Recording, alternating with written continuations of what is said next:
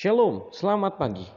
Marilah kita pada hari ini mendengarkan renungan pagi dari buku Putra dan Putri Allah karya Ellen G. White. Sebelum kita memulai aktivitas kita pada hari ini.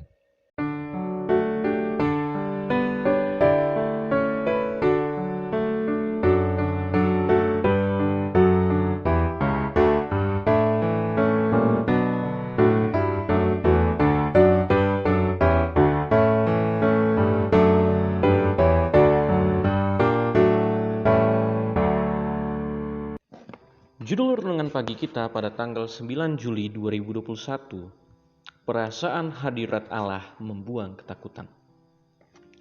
Ayat kita pada pagi hari ini terdapat dalam Yosua pasal 1 ayat yang ke-9. Bukankah telah kuperintah kepadamu, kuatkan dan teguhkanlah hatimu. Janganlah kecut dan tawar hati, sebab Tuhan Allahmu menyertai engkau kemanapun engkau pergi. Mari kita berdoa. Bapa kami dalam surga, Tuhan yang baik, pada saat ini sebelum kami memulai hari kami, ya Tuhan, kami datang kepadamu untuk menyembah di bawah kaki-Mu, untuk meminta pimpinanmu kepada kami sepanjang hari ini. Kami serahkan ya Tuhan hidup kami, dalam nama Yesus kami berdoa. Amin. Hanya kepekaan terhadap hadirnya Allah dapat melenyapkan rasa takut, yang bagi seorang penakut akan menjadikan hidup ini sebagai satu beban. Biarlah ia mencamkan di dalam pikirannya janji ini. Malaikat Tuhan berkemah di sekeliling orang-orang yang takut akan Dia, lalu meluputkan mereka. Biarlah ia membaca cerita yang ajaib dari hal Elisa di kota pegunungan itu, dan di antara dia dengan bala tentara musuh yang bersenjata itu. Terdapat satu bala tentara malaikat yang amat hebat mengelilinginya. Biarlah ia membaca bagaimana kepada Petrus di dalam penjara dan telah dijatuhi hukuman mati, malaikat Allah telah menampakkan diri. Bagaimana melewati pengawal yang bersenjata, pintu-pintu gerbang besi yang besar dengan kunci dan palangnya. Malaikat itu telah memimpin hamba Allah keluar dengan selamat. Biarlah ia membaca tentang peristiwa di laut itu, pada waktu kepada para awak kapal dan serdadu yang sedang diombang-ambingkan oleh topan, letih oleh karena kerja keras, menjaga dan lama berpuasa. Paulus yang tertawan itu dalam perjalanannya menuju ke pengadilan dan penghukuman mengucapkan kata-kata yang penuh semangat dan harapan. Tetaplah tabah, sebab tidak seorang pun di antara kamu akan binasa. Karena tadi malam seorang malaikat dari Allah, yaitu dari Allah yang aku sembah sebagai miliknya, berdiri di sisiku, dan ia berkata, "Jangan takut Paulus, engkau harus menghadap kaisar. Dan sesungguhnya oleh karunia Allah, maka semua orang yang ada bersama-sama dengan engkau di kapal ini akan selamat, karena engkau di dalam iman akan janji ini." Paulus memberikan jaminan kepada sahabat-sahabatnya. Tidak seorang pun di antara kamu akan kehilangan sehelai rambut pun dari kepalanya. Demikianlah jadinya. Oleh sebab itu, di atas kapal itu ada seorang yang melalui dia Allah dapat bekerja.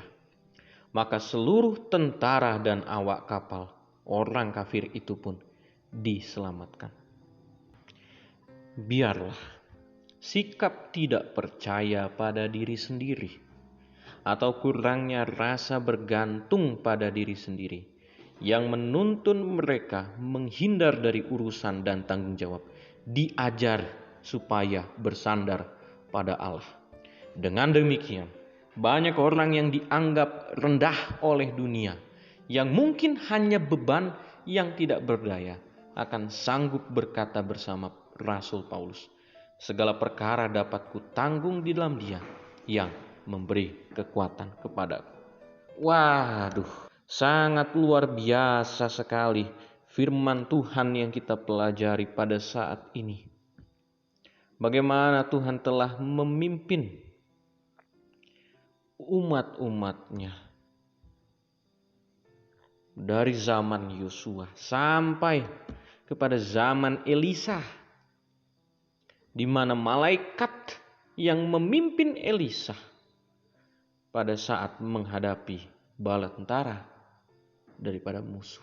Demikian juga pada saat Petrus berada di penjara. Wah, kita bayangkan bagaimana kita berada di penjara karena tidak ada salah. Tapi itulah yang terjadi pada Petrus. Dia disalahkan karena imannya. Tapi pada saat berada di penjara, malaikat datang. Malaikat memimpin Petrus. Demikian juga dengan Paulus pada saat dia terombang-ambingkan di atas kapal. Malaikat datang juga mengingatkan dia bahwa dia masih akan tetap hidup.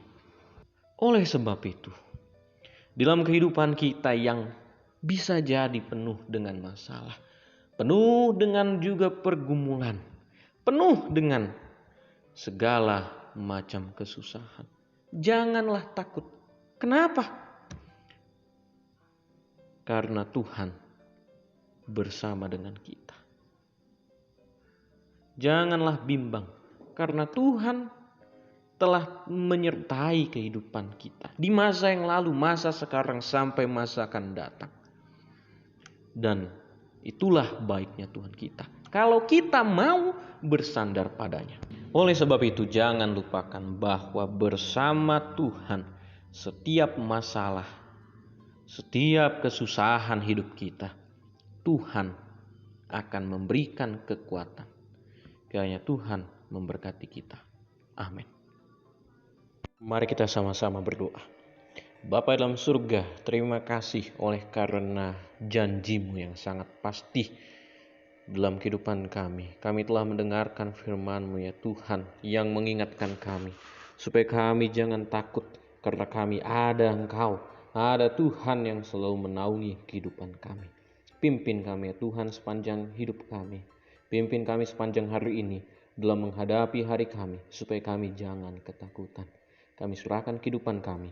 Dalam nama Yesus kami berdoa. Amin.